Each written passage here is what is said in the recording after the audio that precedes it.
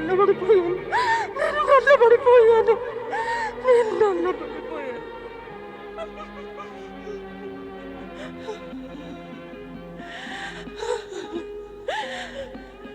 పరమేశ్వరుడు నా యందు ఇంత క్రూరంగా, ఇంత కఠోరంగా ప్రవర్తించారు. అందుకేం అవసరం వచ్చింది? ఆ విష ప్రభావం తప్పదనుకున్నా కూడా అది ఆయన శరీరం మీద పడలేదు. ఎందుకు విషం మీద కేవలం నా శరీరాన్ని ఎందుకు ప్రభావితం చేసింది? ఆ పరమేశుడు నన్ను ఇక్కడికి అవమానించడానికే తెచ్చారా? ఇప్పుడు నా ముఖం ఎవరికి చూపగలను?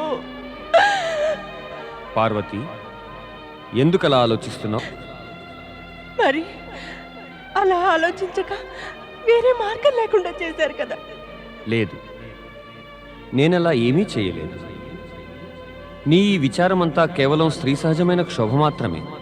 నీవు పదే పదే మరిచిపోతున్నావే. నీవు సాక్షాత్తు శక్తికి అవతారానివే. నీ రూపమిలా మారిపోవడానికి కారణం శివశక్తి యొక్క విశేషమైన ఉద్దేశ్యం మాత్రమే. నీకు మరొక విషయం కూడా చెబుతాను. నీ రూపమిలా మారిపోయినప్పటికీ నీ తేజస్సులో కానీ సౌందర్యంలో కానీ ఏ విధమైన కొరత ఏర్పడలేదు. అందుచేత నీవు ఊరికే నీ మనస్సును చిన్నబుచ్చుకోవద్దు. ఇటు చూడు దేవి, మాకేసి చూడు. నీ క్రోధానికి కారణమేమీ లేదు దేవి. పరిస్థితిని కాస్త అర్థం చేసుకో.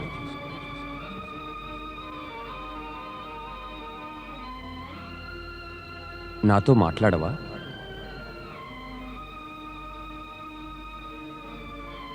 నీ మౌనంలో శాంతి లేదు, సంతోషమూ లేదు. సంతోషం లేకుంటే మనసు కలుషితమవుతుంది. అందుచేత నీవు మాట్లాడడం ఎంతో అవసరం.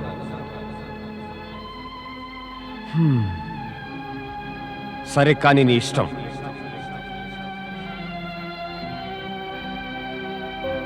పార్వతీమాత మనస్సుకు అసంతృప్తి కలుగుతుంది. ఆమెకు కలిగిన శ్యామల వర్ణ స్వరూపం జరగబోయే సంఘటనలకు ఒక నూతన సంకేతమనే విషయం ఆమెకు ఇంకా తెలియదు. మరొక వంక ప్రపంచంలో జరుగుతున్న సంఘటనలతో ప్రమేయం లేకుండా కృతనిశ్చయులై దృఢ సంకల్పంతో దైత్యపుత్రులైన శుంభ నిశుంభులు బ్రహ్మదేవుణ్ణి ప్రసన్నుండి కావించుకోవటానికై నిరంతరము ప్రయత్నిస్తూనే ఉన్నారు. ఓం బ్రహ్మణే నమః. ఓం బ్రహ్మణే నమః. ఓం బ్రహ్మణే నమః.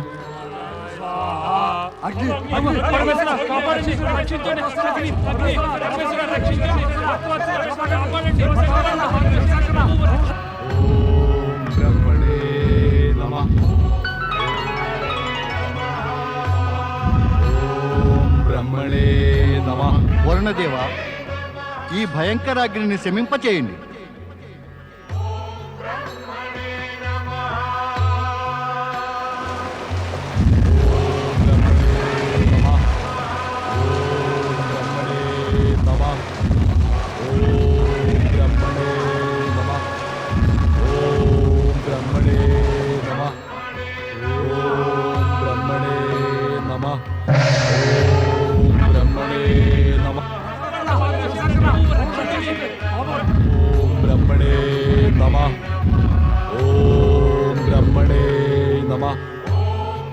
ఆ పరమపిత బ్రహ్మదేవునికి ఈ ఆహాకారాలు ఇంకా వినిపించలేదా?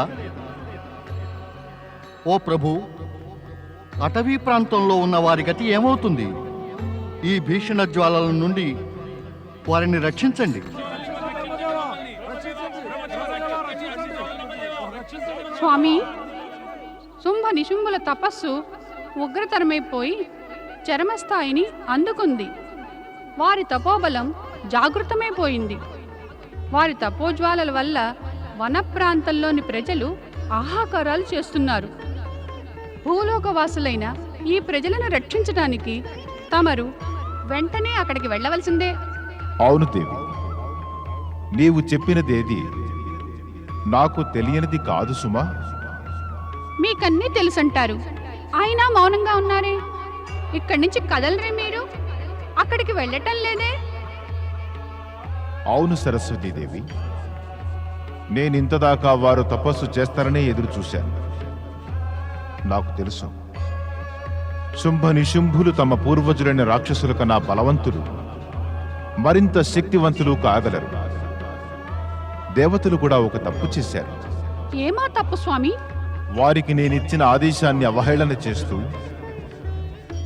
దేవతలు ఇలా తపస్సు చేసే రాక్షసులపై శక్తి ప్రయోగించటం వల్ల వారు భయంకరంగా ప్రతీకారం తీర్చుకుంటారు. ఇంకా వారి అత్యాచారాల వల్ల కలిగే హాహాకారాలు మరింత భీతావహంగా ఉంటాయి. పరిష్కార మార్గం వెతకలేక నేను చింతలో మునిగిపోయాను దేవి. తమరిలా చింతలో మునిగి ఉంటే ఆ భూలోకవాసులు అకారణంగా కష్టాలు పడతారు. లేదు దేవి, నేను భూలోక వాసులను కష్టాల బారి నుంచి కాపాడవలసిందే. ప్రస్తుతం నేను శుంభ నిశుంభులు కోరిన వరం ప్రసాదించి ఇక వారి తపోజ్వాలలను వెంటనే శాంతింపజేయాలి.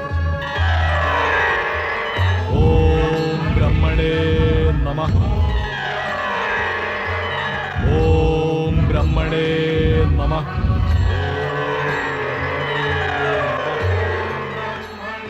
ఓం బ్రహ్మణే నమః. ఓం బ్రహ్మణే నమః. ఓం బ్రహ్మణే నమః. ఓం బ్రహ్మణే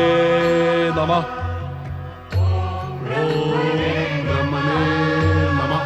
శుంభ, ఓం బ్రహ్మణే నమః.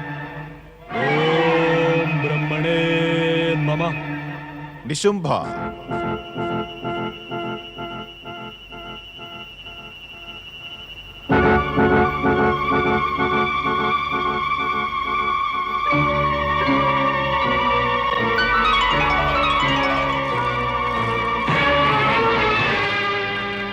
శుంభ నిశుంభులారా, మీ తపస్సు ఫలించింది తపస్సులారా. బ్రహ్మనైన నేను మీ తపస్సుకు మెచ్చినవాడనై మీ ఎదుట ప్రత్యక్షమయ్యాను. నేను మీకు వరమివ్వడానికి ఇక్కడికి వచ్చాను.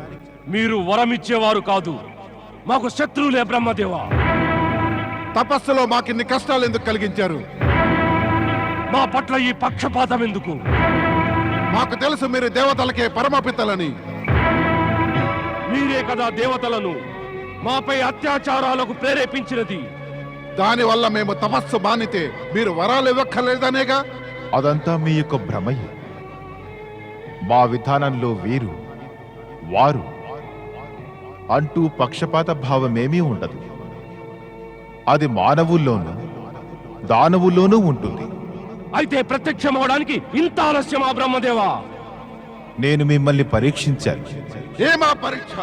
తపస్సు చేసే మీరు దృఢ నిశ్చయం గలవారేనా కారా అని. అయిందా అయిందా పరీక్ష? పరీక్ష పూర్తయింది. కానీ మీరిద్దరూ క్రోధజ్వాలలను పెంచకండి. ఇక మాకు వరాన్ని ఇవ్వండి బ్రహ్మదేవా. వరాన్నిస్తే క్రోధజ్వాలలు వాటంతటవే శాంతిస్తాయి బ్రహ్మదేవా. మీకు వరమిస్తున్నానని మాట ఇస్తున్నారు. శుంభ, నిశుంభ, కోరండి. ఏం వరం కావాలి? శక్తి వరంగా కావాలి. మేము కోరుతున్నటువంటి శక్తి ఇక దేవ దానవ మానవులు ఎవరికీ ఉండకూడదు. మేము కోరుతున్న అధికారం ముల్లోకాల్లోనూ ఎవరికీ ఉండరాదు. మేము అమరులమయ్యే వరం ఇవ్వండి. మేమెవరి వల్ల చావకూడదు. మీరు మాకు ఎలాంటి సంహారక శక్తి ఇవ్వాలంటే దాంతో అమరులైన దేవతలు కూడా మా చేత చనిపోవాలి. మౌనంగా ఉన్నారే బ్రహ్మదేవా. మీరిద్దరూ ఒక్కసారిగా ఎన్నో వరాలు అడిగేశారు. అవన్నీ ఇవ్వడం సాధ్యం కానే కాదు. నేను మీకు కేవలం ఒక్క వరం ఇవ్వడానికే ఇక్కడికి వచ్చాను. మీకు ఒక్క వరమే ఇవ్వగలను. అందుచేత మీరిద్దరూ కలిసి ఆలోచించుకుని ఏదైనా ఒక్క వరం కోరండి. లేదు, మాకన్ని వరాలు ఒకేసారి ఇవ్వాలి బ్రహ్మదేవా. మేము ఈ వరాలను పొందేంత వరకు కూడా మా కోరికలు అసంపూర్ణమే. శుంభ నిశుంభులారా, నేను మీకు అపార శక్తిని వరంగా ఇవ్వగలను. కానీ అమరత్వాన్ని వరంగా ఇవ్వడం నాకు సాధ్యం కాదు. ఎందుకని? ఎందుకంటే పుట్టిన ప్రతివారు గిట్టక తప్పదు. ఓ ఉపాయం ఉంది. ఆ ఉపాయం ఏమిటో త్వరగా చెప్పండి. మీరు సులభంగా చావకుండా ఉండడానికి చంపేవారిని ఎంచుకోవచ్చు. మమ్ము చంపేవారిని మేమే ఎంచుకోవాలా?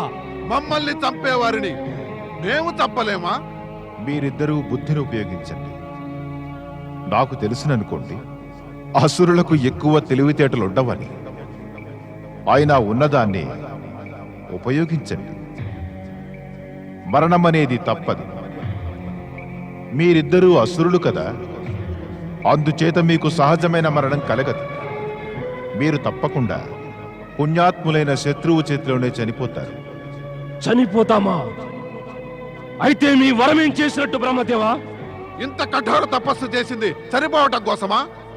అర్థం చేసుకోండి, నేను మీకు వరమివ్వడానికే ఇక్కడ ప్రత్యక్షమయ్యాను. అంతేకాదు, పుట్టిన ప్రతి వారు కూడా ఎప్పటికైనా గిట్టక తప్పదు. అందుచేత మిమ్మల్ని చంపడానికి ఎటువంటి వారిని ఎంచుకోవాలంటే అటువంటి వారు ఉండనే ఉండకూడదు.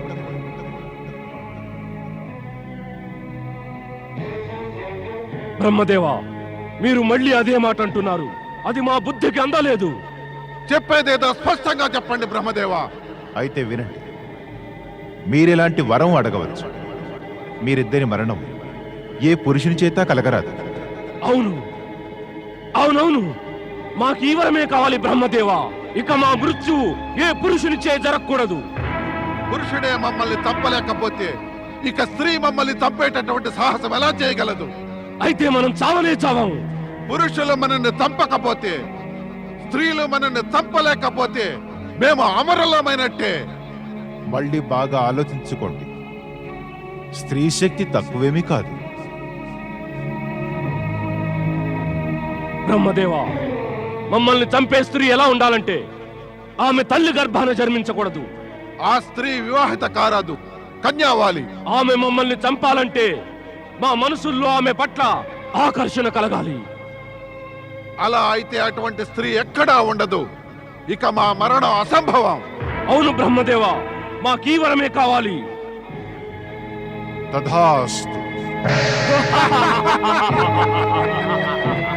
పురుషులు మనల్ని చంపలేరు, స్త్రీలు కూడా చంపలేరు. స్త్రీ కూడా అయోనిజగా ఏ తల్లి గర్భాన పుట్టకూడదు.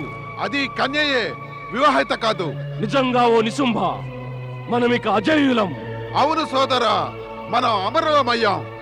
ఇక మనం మన వరాల్ని ఉపయోగిద్దాం. ఇక మనం ముల్లోకాల్లోనూ అసుర సామ్రాజ్యం స్థాపిద్దాం. తప్పక చేద్దాం. త్రిలోక విజయం. చివరికి మనమంతా అనుకున్నట్టే జరిగింది. బ్రహ్మదేవులు వారిద్దరికీ వరాన్ని ఇవ్వనే ఇచ్చారు. ఇక స్వర్గం సురక్షితం కాదు దేవతలారా, ఇక స్వర్గం సురక్షితం కాదు. దేవేంద్ర, ఇక మనం వెంటనే స్వర్గం చేరుకుని దాని రక్షణకు ఏర్పాట్లు చేయాలి. అది మనం ఎలాగో చేస్తాం వరుణదేవా. కానీ చింతకు కారణమేమంటే ఈ వరం పొందడంతో ఆ దుష్ట రాక్షసుల శక్తి మరింతగా పెరిగిపోతుంది. ఈ పరిస్థితిలో స్వర్గం రక్షణకై ఏర్పాట్లు చేసినా కూడా దాన్ని సురక్షితంగా కాపాడుకోగలమా? లేదు వరుణదేవా, అది చాలా కష్టం, చాలా కష్టం. మనోబలం ఉంటే అంతా సులభంగానే అనిపిస్తుంది. మనకు మనోబలమే కనుక లేకపోతే సులువైనదే కష్టమైనదిగా అనిపిస్తుంది. దుర్బల మనస్సు గలవారు సంఘర్షణ చేయటానికి ముందుగానే తమ పరాజయాన్ని అంగీకరిస్తూ ఉంటారు. కానీ మీరు అలా ఎందుకు చేస్తారు? కానీ దేవర్షి తమరు కానీ అనటం దౌర్బల్యానికి చిహ్నమే దేవేంద్ర. ఒక నిజాన్ని మరువకండి, సాహసం సదా శక్తికి ముందుండి నడిపిస్తుంది.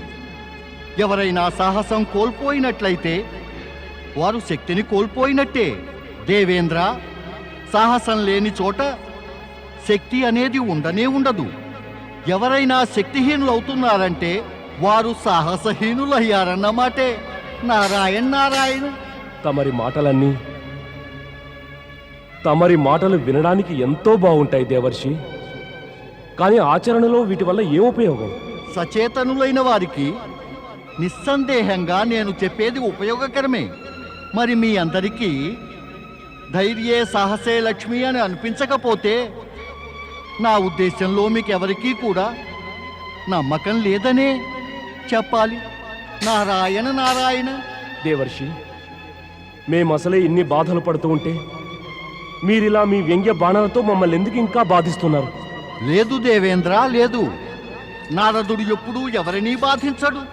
ఒక్క నారదుడే ఏమిటి, బాధకు లోను కాదలచకపోతే ఎన్నడూ ఎవరినీ ఎవరూ ఏ విధంగానూ బాధించనే లేరు.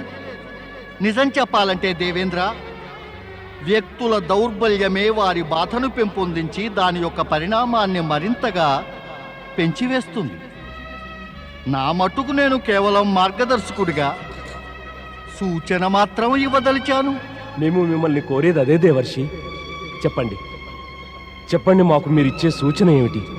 ప్రస్తుతం నేను మీకు చెప్పేదింతే. ధైర్యాన్ని మాత్రం విడనాడకండి. సహాయం కోరుతూ బ్రహ్మ విష్ణువుల వద్దకు ఇక పరుగులు పెట్టబోకండి.